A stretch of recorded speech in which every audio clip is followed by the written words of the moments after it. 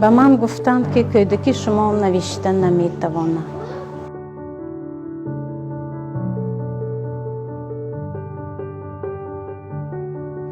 به من گفتند که کودکی شما سخنش را گفتن نمیتواند.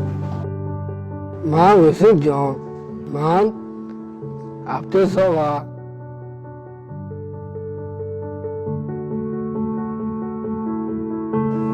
به من گفتند که کودک شما راه گشته نمیتواند.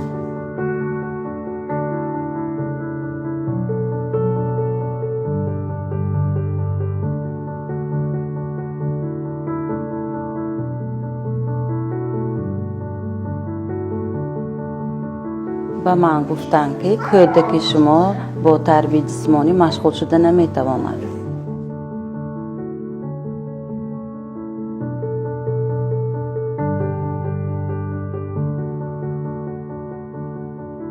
به من گفتند که کودک شما مهر و محبت حسیات کرده نمیتواند.